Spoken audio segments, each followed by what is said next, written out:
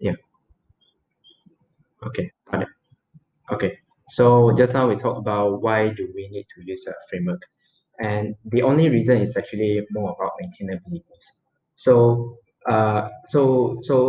imagine when you're trying to develop any websites, what you will be doing is like writing CSS and HTML, right? So when your website is getting larger and larger, you will introduce something called a components, like a small buttons, a big buttons, a fancy buttons, blue buttons, all these things. So in this workshop, we refer them as components, right? And how do we manage all these components? So think of it like a range between little and large. So we have the little components here. Maybe in your website, you only have like three types of buttons and one types of card. So you only have like four components to manage. And that things, right, you can actually use CSS and stuff. So and then after that, right, when your project's getting larger and larger, you have more and more components. Maybe you have like a different kind of navbar and different kind of logos and different kind of inputs, different kind of buttons. So when you develop the website more longer and longer, you're gonna approach a problems to manage all these components. Yeah. So if we have all these things, right, we will go to the middles that we will use vanilla JavaScript to manage all these components. I will give you like a example later of how we can do three ways, uh, how we used to do the three ways. So, and then we have like a lot of components. So websites like YouTube, websites like Google is actually not, maybe website like GitHub or website any others, they have a lot of components. So in this case, we will use a framework because framework will actually help you to manage all these components out of the box. So you don't have to develop your own like frameworks on the end. You don't have to write your own logic to how to implement all these import export these components, but rather you can just like using a framework out of the box. Of course, you can write a framework by your own, but then writing using a framework that is already well maintained is actually a better idea. So let's give like a quick examples of how we can implement three ways. I'm going to talk about how can we implement the idea of components using CSS, and then how can we implement the idea of components in vanilla JavaScript, and then how can we use that sort of framework, right? So yeah, so actually you can actually go down to download this report if you want to, but for now, I will just give you from my screen here that you can see like there is a tab called a folder called why use front-end framework. So we're gonna say that we said just now that we used to maintain the components by CSS, vanilla JavaScript, and frameworks, right? So I'm gonna start with the first one, which is by group by CSS. So say that in your HTML and in your websites, you have three kinds of buttons, which is big, medium, and small. So the way how we can group them together and how we can differentiate between them is just by using the built-in CSS class, right? That you have like a big button style, medium buttons, and small buttons. So this is quite straightforward, and this has been like the old school way that we always use. So example of using a CSS framework is, the the benchmark here is the Bootstrap. So by utilizing Bootstrap, you can have like all the components out of the box. So you can even see like there's a section here called components. So you have like alerts, badge, buttons. Or I always like to use buttons as a example because it's the simplest examples that we can get. So you have different buttons. So this is what we mean by categorizing and maintaining the components by using CSS. It's another fancy terms that saying, using class to style your components or style your HTML tag. But yeah, you keep in mind that if you have a little amount of components, you can actually use CSS instead of using directly go for frameworks, right? So we're gonna talk about how do we use vanilla JavaScript to group up the components. So I say like if you just want to make like a simple medium range components, you don't actually need like a frameworks, but rather you can actually write your own logic. So I have like an example that this example might be looking a bit complicated, but look at just go with me with the flows. So we're gonna use an OOP way that we can instantiate a new component class. So the main reliabilities of why we can have using vanilla JavaScript to do all these components is because of these functions, create elements. So by using, I assume like a lot of, I assume like everyone here already know what is a document objects. But if you don't know, basically document objects is, this document is essentially like uh, an object of the HTML. So by using JavaScript, you can actually access like everything here. Uh, so maybe a div, you can also access this, and then maybe a body head. So everything here is an object, and even like the A tags and span and P tags, everything can be encapsulated inside the document objects. So in this document objects, there's a function called create elements that allows you to create elements. So if you give them like a tag of, let's say, buttons, it will return you a button text. If you give them a script string, then it will return you a script text. So the main logic here is relying on these functions. So we're gonna see like we have a base components class, and we have the default behaviors for all the base components class. And when I want to create a new buttons, I can just like write a new class. Let's say class buttons extends components. So it will inherit everything from these components and return back the button class that is being created in these functions. So it's a very simple examples that you can have like a button class, a P class, or maybe you can have like a big button class, small button class, and medium button class. So the idea is utilizing with the OOP's way of doing. So yeah, so this is how we can use vanilla JavaScript to manage all the components that we have. So I can like simply create a new JavaScript file, like a small button .js, and then I can maybe like cut this, copy this, paste this, and I can like create a new class called small buttons. So this small button is going to create a button class, and then with like maybe the inner text of maybe big buttons like this.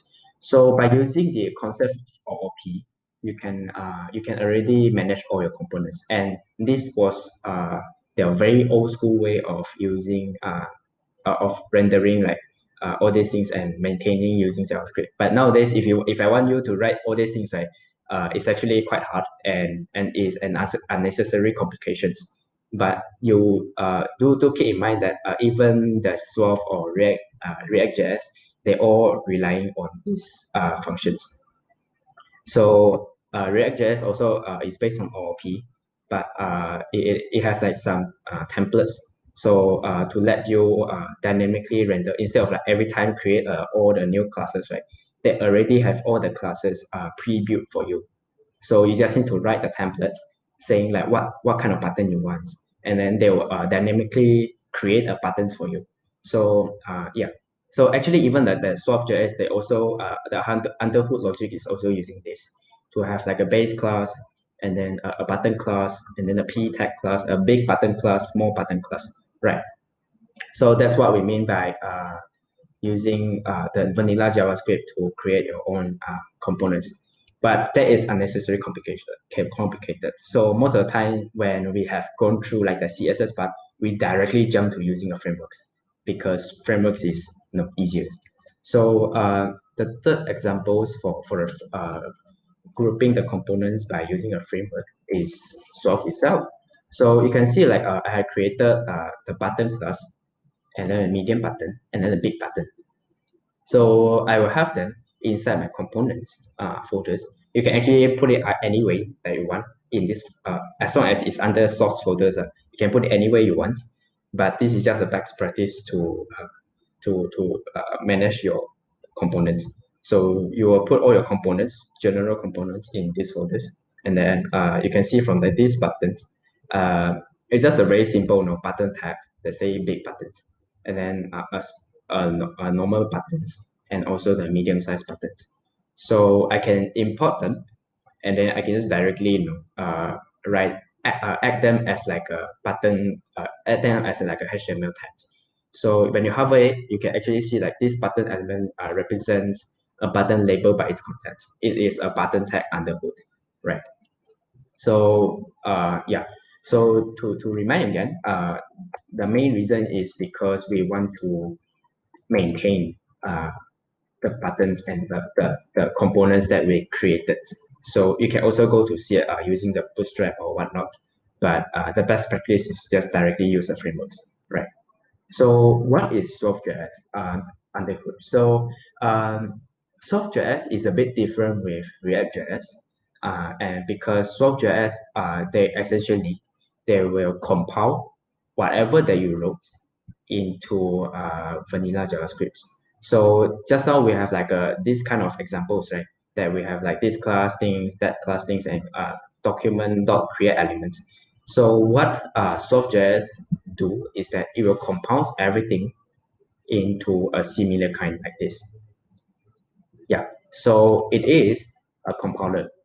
Uh, it is different with React.js, and because React.js is not a compiler, React.js is more like I can't actually give a term about it, but just remember that Svelte.js is a compiler. So under hood, we use rollup. A rollup is a module bundle to compile stubs.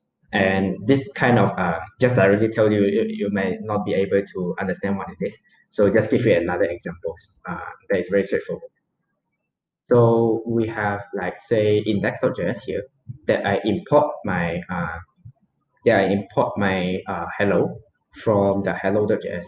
So this hello.js will have like a logic so called console.log hello, and I will also like import world from console from world.js.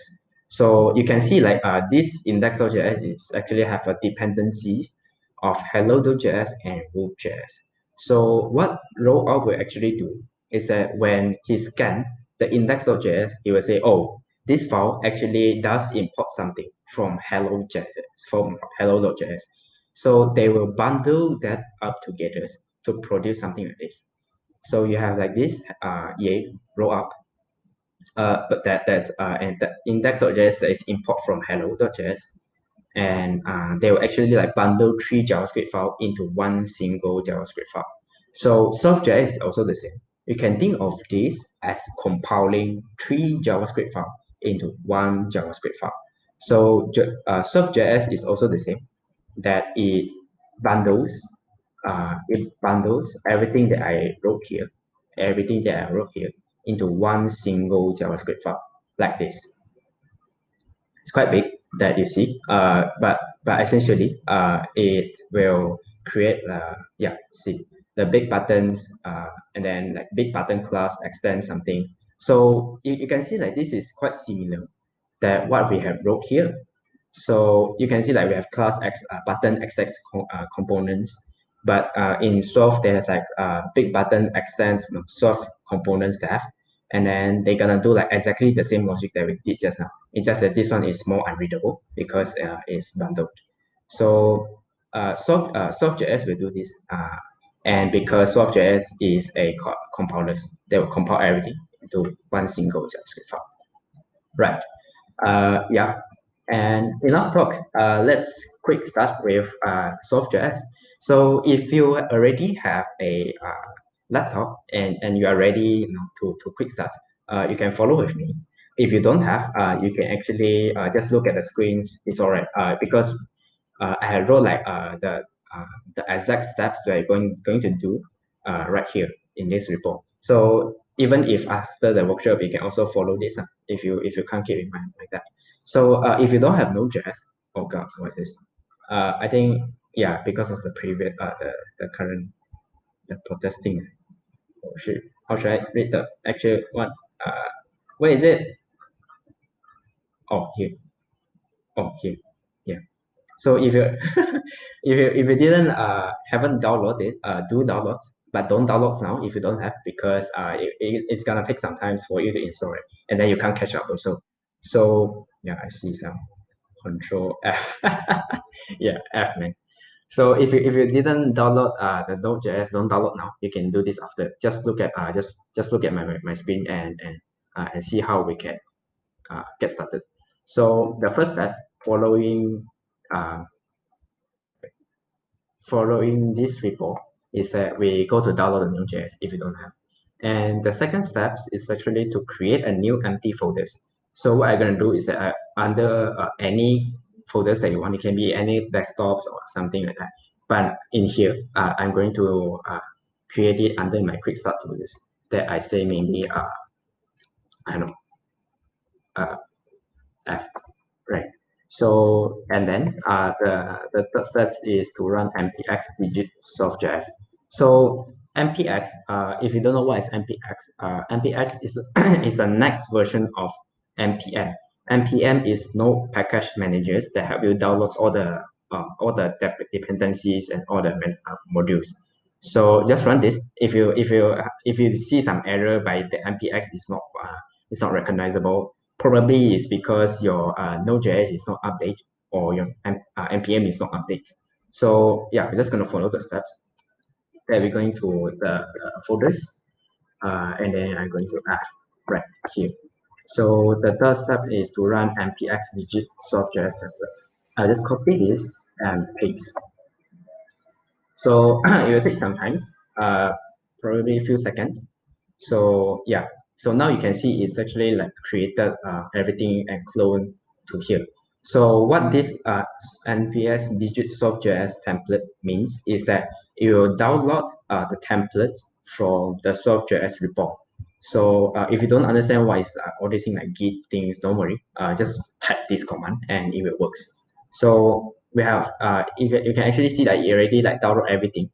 And the fourth steps is to run npm install to install all the dependency mentioned in this package.json. So you download the rollup that we just now we say is a module bundler, and also the soft things. So we have the run npm install, and then let's go to the fifth step, which is run npm run dev to start a development server. So if you want to like output that, we can run npm build to build everything, and it will going to generate everything into here. So, but don't worry about that. For now, you can just run npm run dev. That's good enough. So we can go to the localhost 5000. Usually it is localhost 5000, but if your laptop got some like other port, the 5000 port is not available, it will open up another port for you. Yeah, and you can see we already have the hello world project here. Yes, you have done the soft.js. Thank you everyone. I'm joking. So we're going to solve we have like get a quick started. So if you want, if you're wonder where is a source, you can go to the source because it's trace source. So you can open out the app.js, app.soft, to see like everything here. So you can see it's quite intuitive that you have your script tag, and then you have your style tag, and then your main your HTML tags. Oh yeah, also if your laptop right is not seeing like any colors and linking, you can go to the extensions here and type soft. So just download this, and also the IntelliSense. Yeah, just download these two. By this Dimivanov guy, and this James Bertil, I can't pronounce. So these two is good enough. So it will help you like to help you like color everything in your soft file. Yeah, but that's it. So let's change a bit, right, to see like live changes. So I would say hello soft, and then save, and then you can see it's updated, right? So Soap.js does supports the hook reload. So that's why you can see like it will immediately change after you save it. So hello one. So you can see it live changes because it's a live support. Yeah. So that's a very quick start. So let's continue to our sessions. Yeah. So we're gonna talk a bit about the file structures of this. So you can see here we have what you're gonna focus is actually just these public folders. source folders, and the rollout config folders. So just now we talked about soft is just a rollout, and it uses rollout underhood to compile everything. So for the rollout.config.js, it allows you to install plugins from rollout. You will rarely use it because most of the time you won't be touching this. But just keep in mind that if you are sometimes facing some problems with bundling, most of the time you will need to install the plugin from the rollup, right? So and then the second folder is the source folders. This is where you develop your everything. So including your index.html, your home page, your about page, your sign up page, everything will be under this source file. Oh, there's a guy, right? And everything will under this source folders that you can just edit and write here. So, and then you have the public folders. So what does the public folder do, right? Public folder is actually the output of your source. So what I can do is that I can give a quick demo of how we can output the files. So I'm gonna run npm run build. That is going to compile whatever that, oh, what is this? Quick start, right? So npm run build, that is going to build everything, and then it will put it in the bundle in the public folders. So you can see like it has generated the index.html for us, the global CSS, and also whatever that you see just now. So the reason why this is unreadable is because of a plugin called Terser. So Terser plugin is to basically to remove all the white spaces and all the enters in your file to make the file into a smaller size. So whenever you go to a website, when you try to type the inspect, the reason why you see all these things is because it's purposely done to make it uglified, right? So we have done it, and then when you just like open this folder, open this index.html, you will see nothing. So the reason behind is because if you look at the index.html, you can see like there's a slash slash slash here. So do remember we are using a file, so it's not a server. So that's why it cannot know, it doesn't know where is the source file. It doesn't know where is the inbundle.js. So how to fix it is very simple. Just put a dot in front to let the index.html knows that it's actually in the current directory. So it's quite important to add a dot with every time you're trying to edit the index, right? So if you would like to, yeah, let me just refresh, and then you will see this. So if you would like to change this hello these colors, so one is that you can actually change it from here. Uh, Maybe I'll change it to blue, green, like that. So I'm gonna npm run that to enable the hot reload. The host, right? Refresh. Right, you can see it's becoming green. So just to know, like if you would like to have a global CSS, and CSS styles, the default CSS that applies to every single things. So I don't need to like every time write a style text inside this app.js and then style this particular p, and then in another maybe say about.soft or about.html, then I write again for the p. So how can we do like the global CSS? You can actually like go to these public folders to edit this global.css. So by default, soft template already like wrote all the global CSS that you can have. So just take this as like the default CSS is going to apply to everything here. So yeah, if you would like to apply globally, then go to the global.css under the public folders. Yeah, cool. So this is a file structure that I mentioned. You're right here the most in the source folders, and then sometimes you need to write here for the HTML CSS file. That we just now what we did for the adding the dots and adding the global.css stuff like that. And you can add a row plugin here. So this is essentially the file structures. Right. So we had like get a quick start, and we had like understand what's under hood of the Svelte.js and how do we edit stuff like that. So let's learn how can we do the data stuff in frameworks. So another reason of we having using the framework is because front-end framework usually support data reactivity out of the box. So imagine if you are going for like an index.html, and then if you would like to change like a particular a title text, then what you're going to do is like document dot query selectors and then dot inner text and all this stuff like that. So sometimes adding like all these things can be a bit messy. So Soft.js and any other front-end frameworks have this feature out of the box. So we're going to go to the Soft official website. So I will strongly suggest you to go through everything here. It will just take you an hour to complete everything in these tutorials. So do take your time. If you are fast enough, you can actually complete it within 30 seconds, and you are essentially a Swift masters. But for now, we're going to go with our flows that you can see. So we have an example will be like we're having the HTML tags from just in also like the app soft here. So in the app.soft, we have the hash font text called hello world. So if we like to add like by binding like my name and stuff like that, so what I can do is actually click the show me because I'm lazy to type.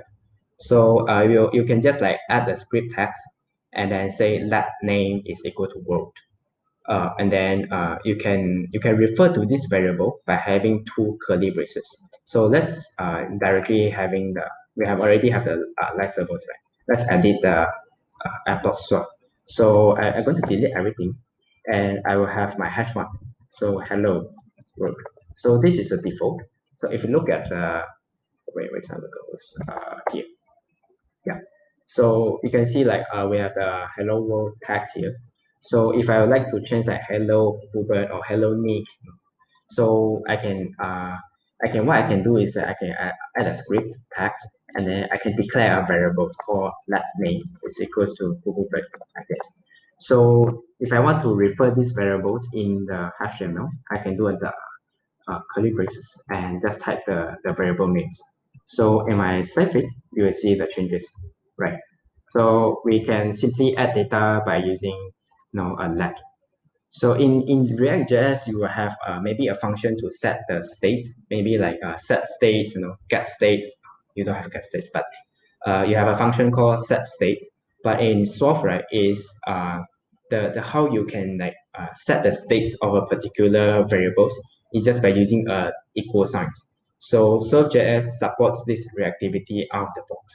So which is another reason why people likes it very much because in React.js you need to if you want to set the variable the states of this, say maybe change from Pupubert to Nick, you need to have like set state functions and then pass in maybe a function that says name is equals to Nick like this. So that's how you will write in React.js, but for Soft, just write equals.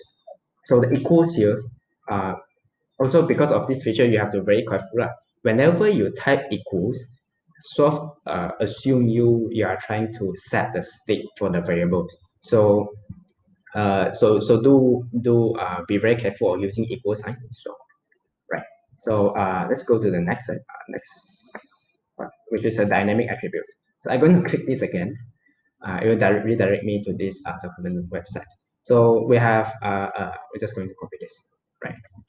Just a reality, right? So if we want to say we have an image text and we would like to assign the attributes, the source attributes for the image text. So what we can do is that we can write this source is equals to double curly braces. So double curly braces in Swift has a uh, very meaningful very meaningful meaning. But anyway, so double curly braces in a Swift is means binding this data. So we can write source is equals to these things. But for now, we don't have like a tutorial image.gif, right? So I can just like go Google random image and I will click this. Just get a random image like this.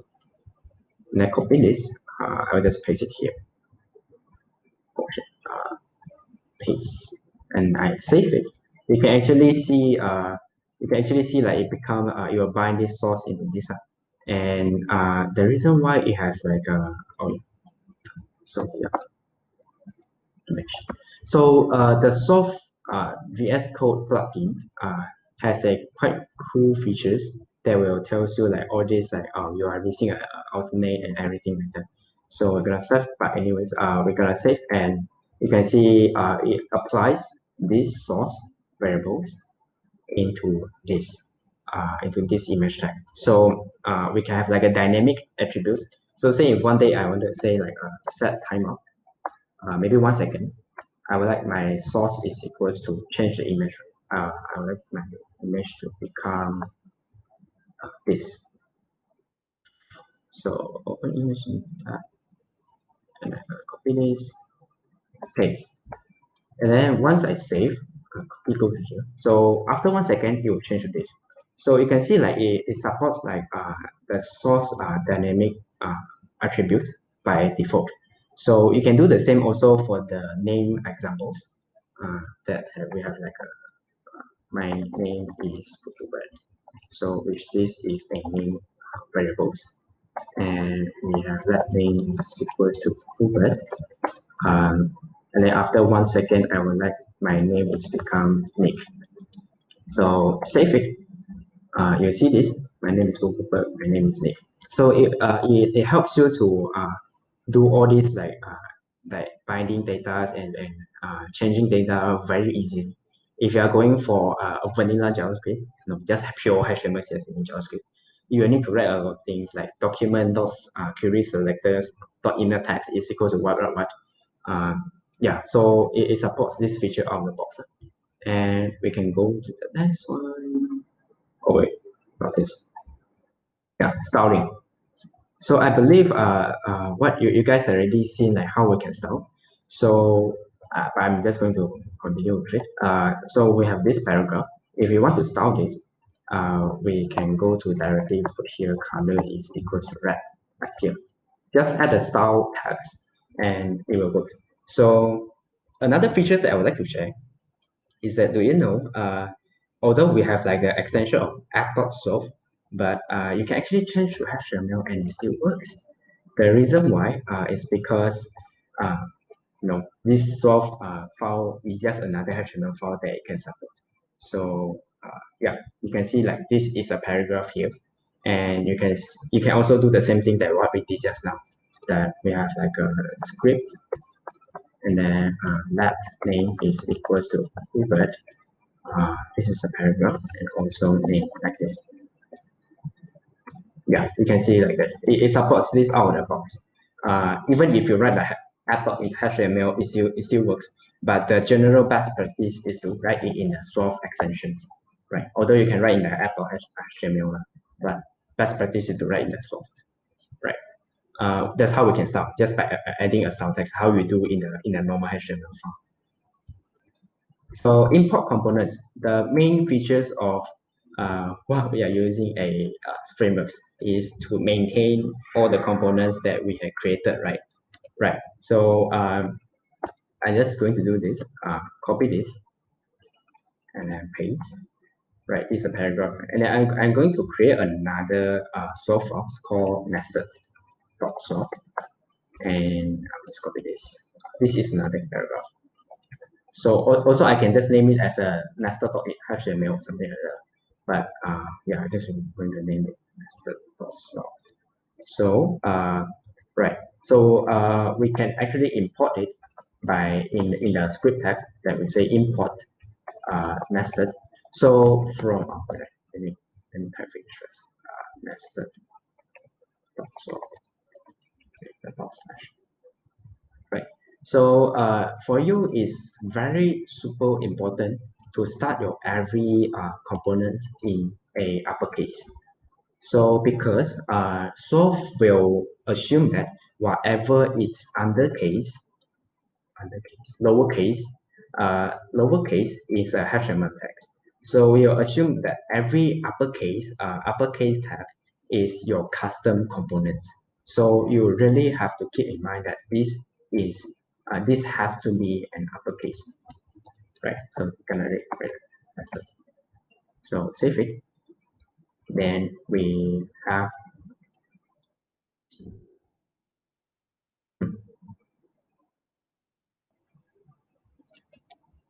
is it? Oh yeah. Okay. So no application. Oh yeah, because I forgot to change. So yeah. So you can see we have just like import another HTML tag from another file directly to my index.js, my index.html. So this is how you can import, export, your components. Maybe you have like a more fancier card, then you can put that as a component. You have a fancier buttons, you can put that as a component, right? So let's continue. Uh, props. So let your parents control of their children. Right. Same examples that we have here, but just say that what if my data is at here? So let my answers is equals to 42. Right. So say that my variables and my data is at this airport. So and I would like to pass them into my nested.solve folder for file here. So how can we do that? And this is a very important concept in front-end framework. It's called properties in actual terms. Is to passing the data and passing, or we say the parameters in a general programming like way into another component. So we can say like attach this as a variable, and then how we can do that is very simple. We also write a script tag and we export this variable. So export this answers, right? This like this. Oh, there's another guy. Go right, like this, right? You're late, but anyway, just we had recorded it down, so later you can actually watch it further. But we're gonna continue. So we had talked about the export keywords that we use in normal JavaScript file export. So we can export these variables, and then we can actually just write. We can actually just treat them as an attribute of your HTML text. So I'm gonna say the answers is equals to my answers. So you treat them like your attributes. So we have saved it and then uh, answers like this. And you can see it works. So 42. So the reason why we have like the reason why we need these props uh, is very the reason is very straightforward. It's because we would like to have different answers. Say maybe this one is 42, this one is 41, and this one is 10, like this. So by exporting the custom variables, then we can like input what our attributes is and what are the data that we want this nested child have. So it's a very important concept because you will face this a lot. So if you don't understand, it's just like a function with parameters that let you customize your parameters and stuff like that. Right. So next will be a simple counter app. Right, we're gonna make like a very simple counter app. So I actually have a final version of it, but we're gonna start it from scratch. So just in case if in future you would like to refer to it, you can go to this final folders. But we're gonna start with this empty start folders. So if you don't see this start folder, just create your own. Gonna go to counter app, and then we have like the start folders, and gonna run the same steps of how we initialize, how we quick start it, download the template. Gonna run npx digit source template, so it'll clone everything like this. Right, it's cloned, and then we run npm install, this, or npm I for shortcut.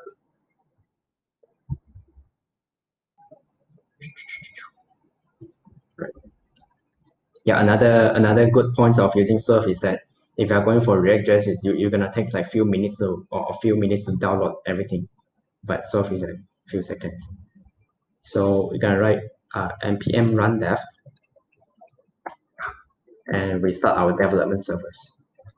We can go to here. You can see we have the empty templates. So the first things I would like to do normally is that I'll go to this global.css and select everything and delete it because I don't need them. So you can see that. Okay, so it's quite ugly, but yeah, we don't need them. So and then the next thing is that I'll go to this app also and delete everything as well. So it's gonna be totally empty. Yeah, so also just to put as a target. So what our counter M is going to look like is very simple. Oh shit, but yeah. So we have like it's going to what happened? Oh, it has to be okay.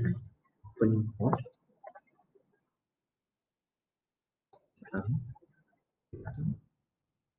So it's okay. Let's go cd counter cd counter yeah, like this. Right. So so it's a very simple counter act that you can like click and it will have the counter, right? Right. So gonna put this back. CD start run.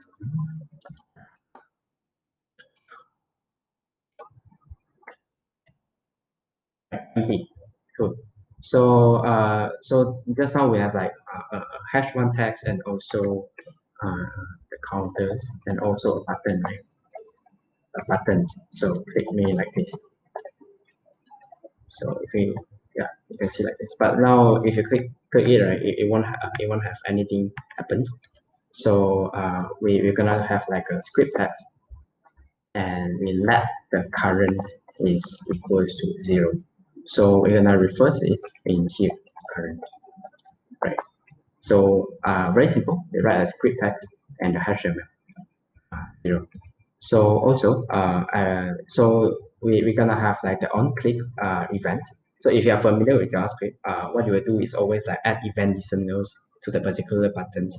But in Svelte, what you can do is very simple. Just write on and double colon click like this. So when you do this, right, it will automatically like it knows that you want to do an add event listener or something like that. So I can say on click increment, which is what I'm going to write in the functions called increment like this. So very simple, current plus equals to 1. And we have it. Yay! Very simple, like out of 6, 7 lines of code. Then you get like all the things here already. Yay. But right now is quite far from what we want, right? Like the styling and stuff like that. So before we go for this, what I will do is that I will put these buttons as a components.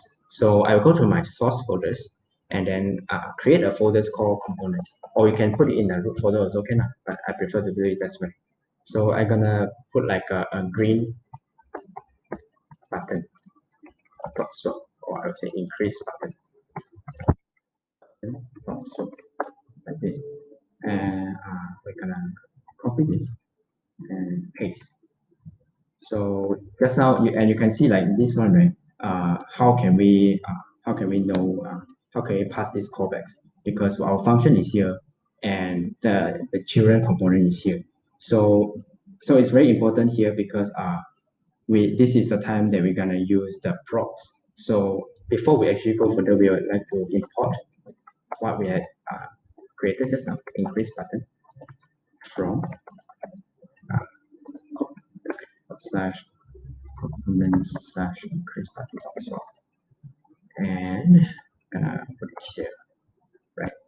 So if you save it, it will not work because you haven't passed in these functions into here. So remember just now how we say that if you want to have the the props, we're gonna have like the export function, right? So we have the export, let callback. So the callback for now, and you can have like a default values if the person didn't input any. So the default value for ours will have like maybe a console log and click like this. So this is the default if the person didn't pass in the attributes of the prompt. So can I say on click is equals to callback. So if you save now and if you go to the console, when we click it, you will see unclick. It is using the default function instead of because we didn't pass in any attributes or any props. So the syntax for us to put in prop is to have add it as like attributes, and then we can say increment like this. So it will override the default and it will now work. So we would like to have it in the centers, in the centers. So I'm gonna show a trick, show a magic of how we can center a div in HTML and CSS. So we apply a div class and a class like that. So if you don't know how to style, if you don't know how to center a div, this is how we do it. So you put it as a flex, and then just define content centers and align item centers, right? So it be in the middle. But this one is like in horizontal, right? So you add another attribute called flex directions column like this. So it be like this now. And we like to have it at the middle, which is like this. So it will add the middle. And we are almost close to what we want right now. But this one is the click me, right? And we like to style the button class here. So, but also I would like to show you guys like if when you add the class into the swap components, so swap will help you create a random class.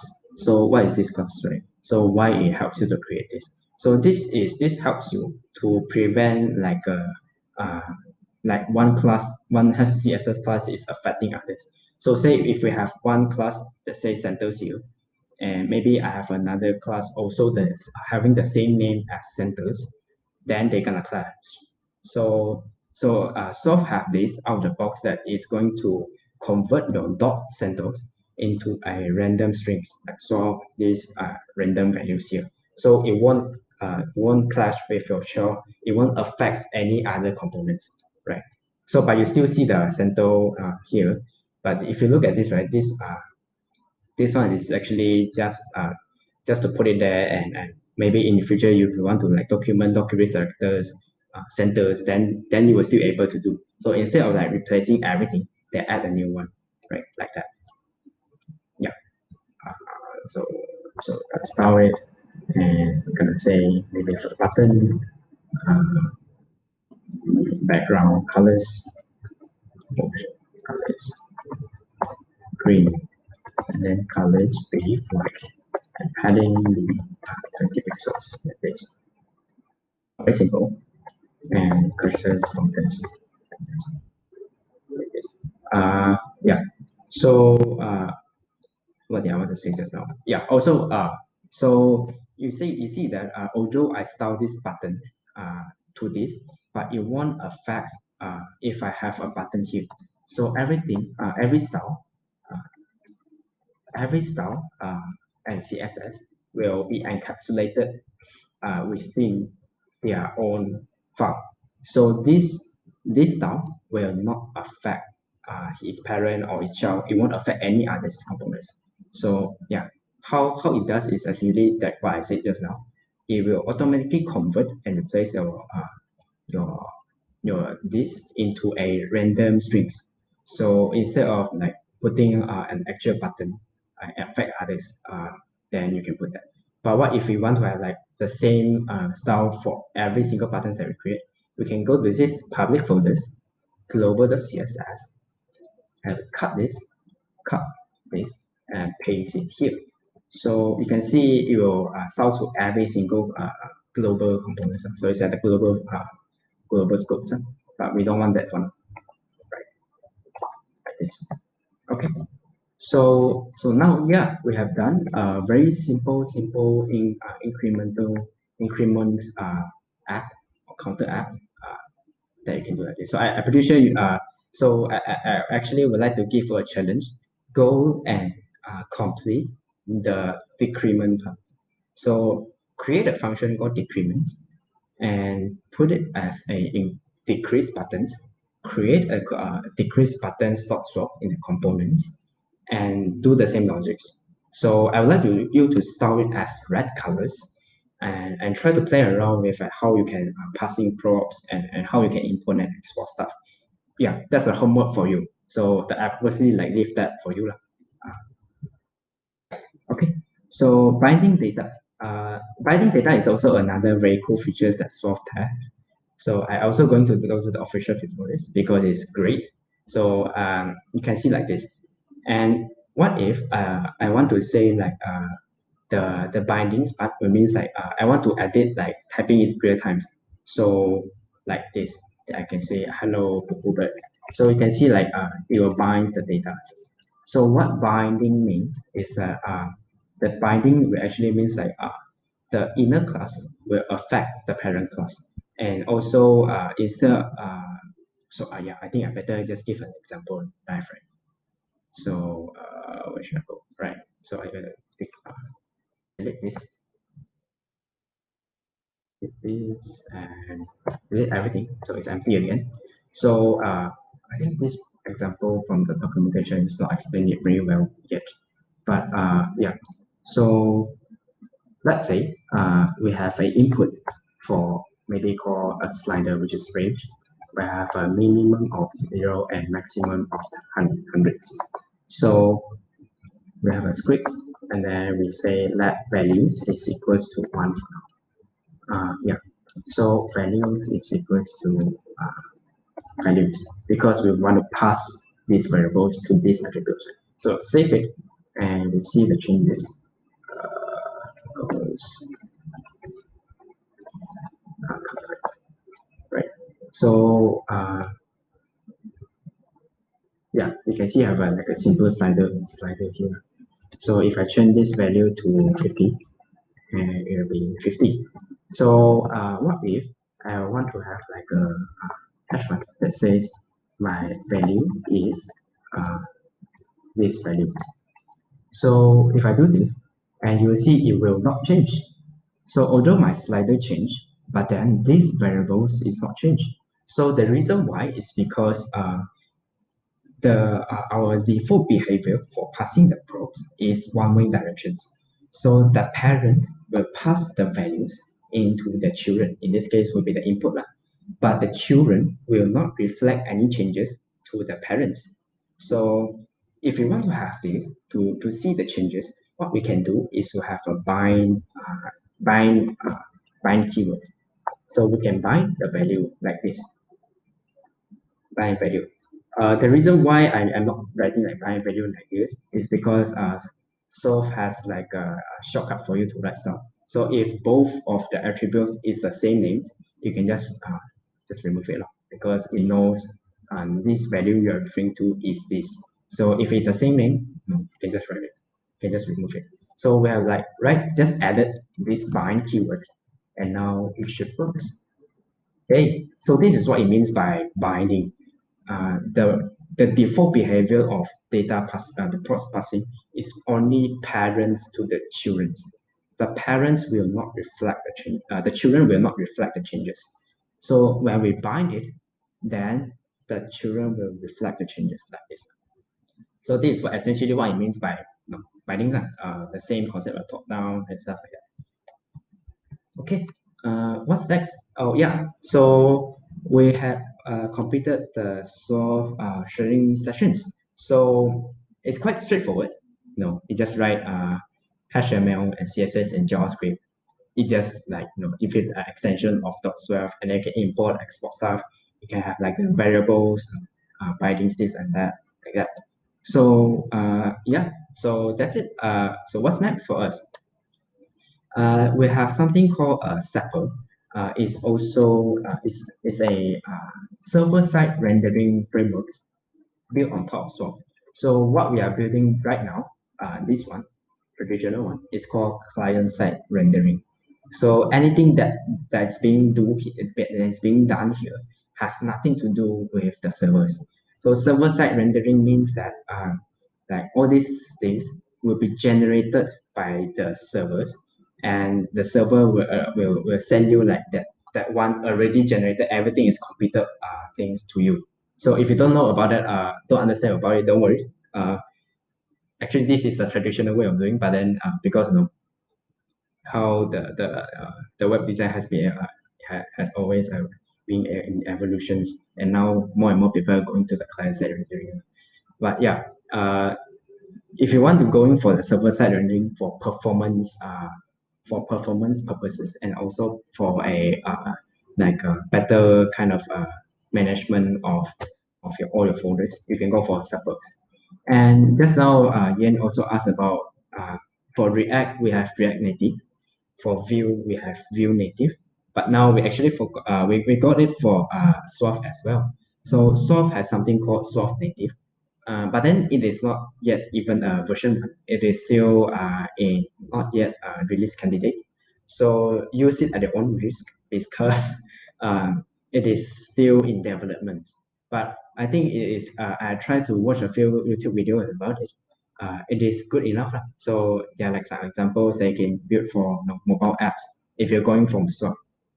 So the syntax for writing soft native is exactly like how you will write in your soft. So it's just that this text maybe change a bit, maybe like maybe becomes like a tabs, action bar, that all these are predefined components that we call it predefined components. Just like our p text, just like our style text, just like our script text, these are called predefined text. So this is our custom text. So how you can write like a soft native is using like the predefined text that soft native give you. So the predefined text will always start in the lowercase. So if you see like all these things, right, it's actually in lowercase. Yeah. So these are like predefined one. Go.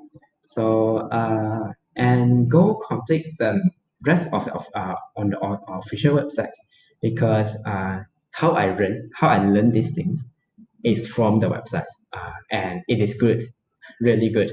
It explain you everything, and then it give you like a sandbox for you to play around, and then you can see you can even see like the show. There's a show me buttons that show you the answers.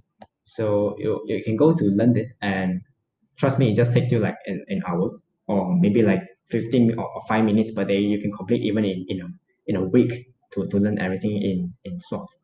So yeah, we have just click it. Uh, yeah, and contribute to Summer Tech Club website once you have learned the SWOT. And you can take Summer Tech Club website as your practice, as your projects, if you like to contribute. Because for my personal experience, when I try to learn something new, I will first take a project as a target. Because I know that if I do not take a project as a target to force me to learn it, I most of the time I will just give up, or postpone it, because the reason is because I uh, I have no use in learning this. What's the purpose of learning this if I'm not using? So I will only learn it when I need it. Yeah.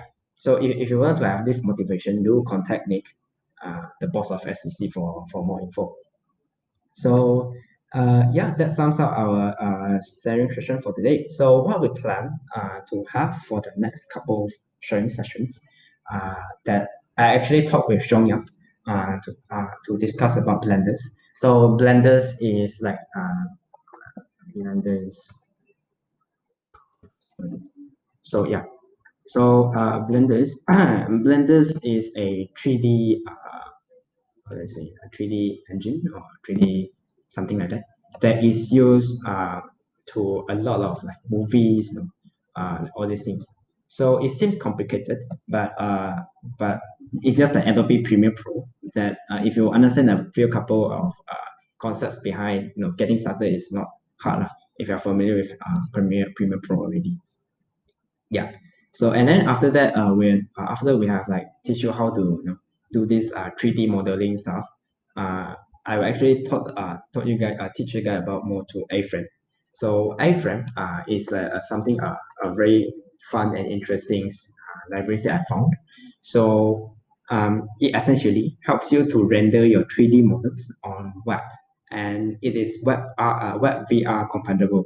So the reason why I like A-frame is because it is also in pure HTML text. So you don't need to learn like JavaScript, and you don't need to learn like what is it, anything like that.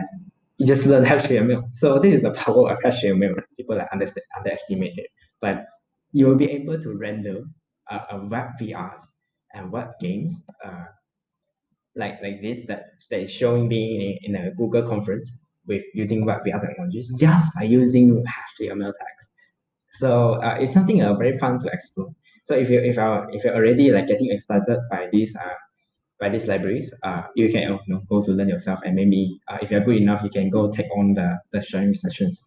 So after that, I'll talk more about D3, a web data visualization tool that is being widely used in essentially data science and stuff like that. Or if you would like to have your sharing sessions, do contact Nick or anyone, or just randomly proxy prompt me in the groups that you guys want to have like a short sharing sessions like this.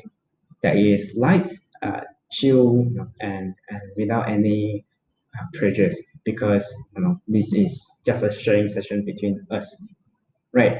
So yeah, basically that sums up the things. Do you guys have any questions?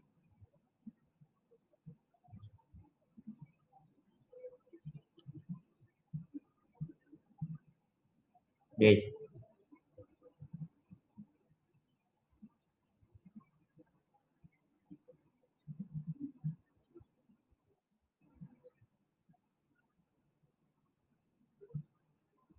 Mm, yeah.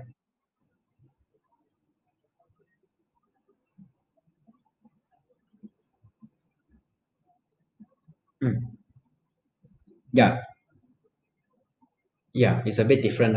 But actually prefer this way uh, because everything in Swift is encapsulated. So and that let me feel safe.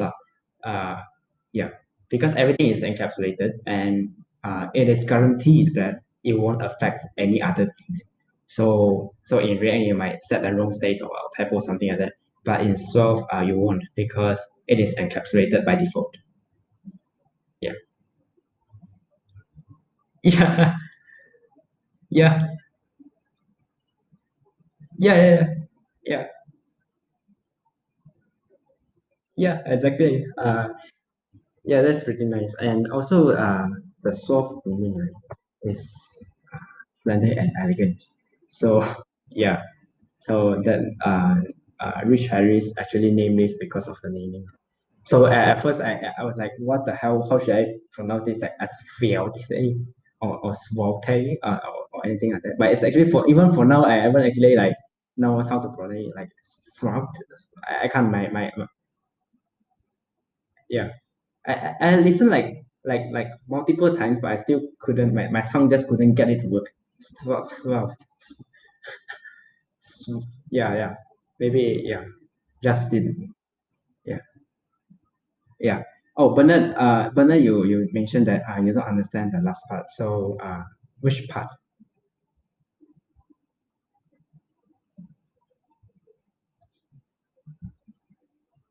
Yeah, cool, cool. So but also like the last part is the binding or the binding. Yeah. So yeah, binding. You will get to know more, and the reason why we have that when you develop more. But just keep in mind that if you would like to have your children reflect to your parents, you can use binding. Yeah, just keep that in mind. Just keep that in mind. Then when you approach these problems, then if it's a similar problem, then you know how to solve it. Yeah, yeah, yeah. Cool. Yeah.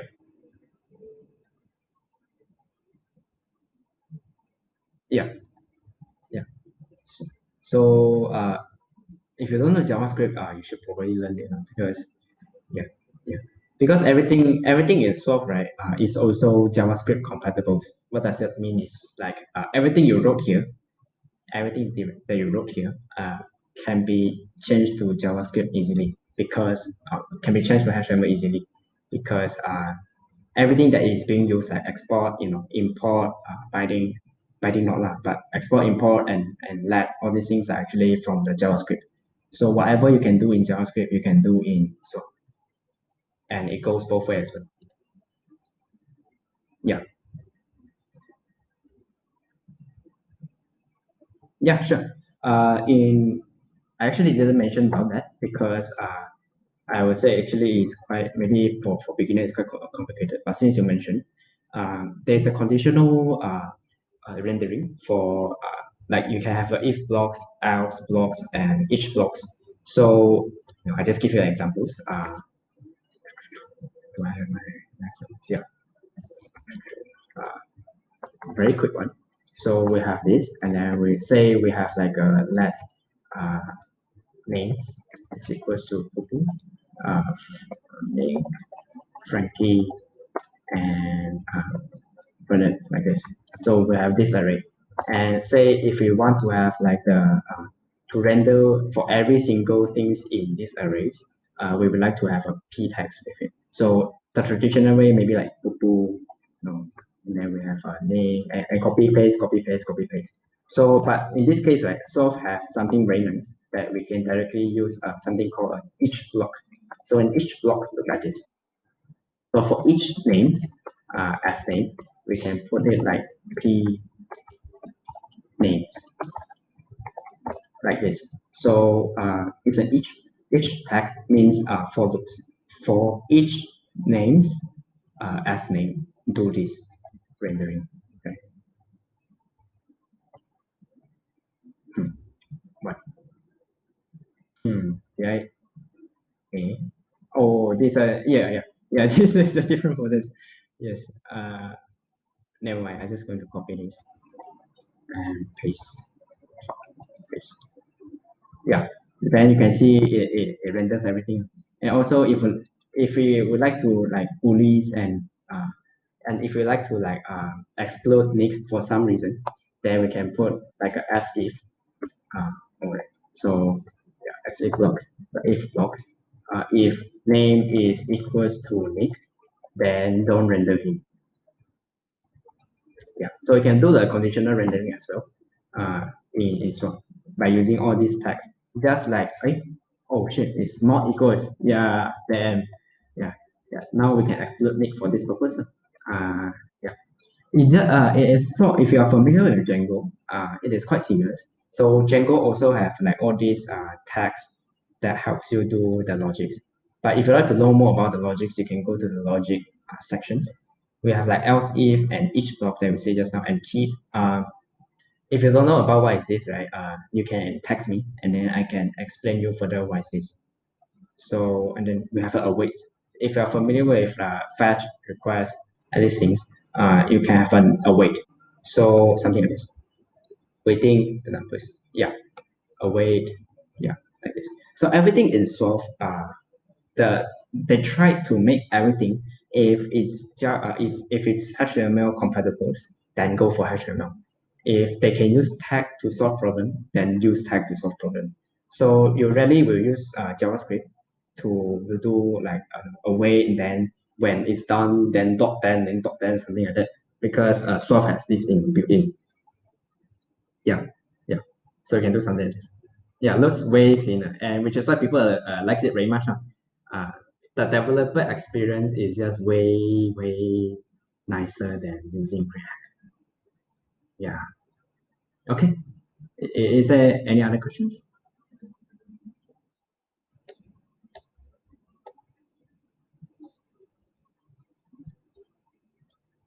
Yeah. Yes, exactly. So you can have like a document. You can access a document here. Uh,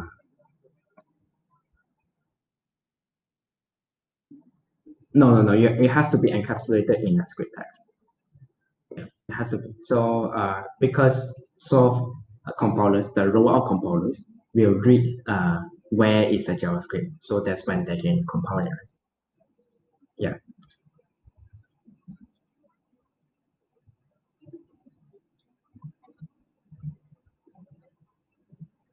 yeah, yeah, yeah. So usually you have like a four loops, right? For names of name like this, or for let name of names like this, and then render it.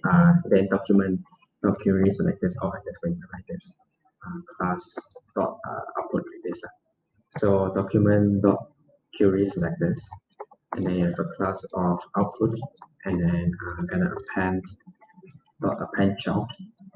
So you can imagine like how difficult is it? Text context, okay, append child just like this. So many, yeah, yeah. Meanwhile, which yeah, append child new document dot create elements with p, and then the dot in text is which is this. I'm gonna like add this as new that new thing is equals to this.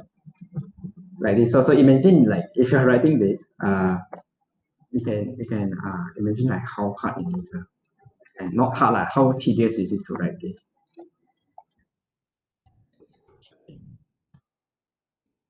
Yeah. So I did not putting the illegal invocations. Okay, so right. So we're just gonna right. Let's avoid these examples because it shows error. Yeah. Yeah. Okay. Cool. So do you guys have any other questions? Okay. Cool. Nice. Then if that's it, this like quick one uh, 1 hour, 1.5 hours sharing sessions should be enough to help you kick started with your soft journey. So yeah, do message me if you got any problem when you're facing soft. Because I've been playing with it like for a few months now. So yeah, thank you everyone. Bye.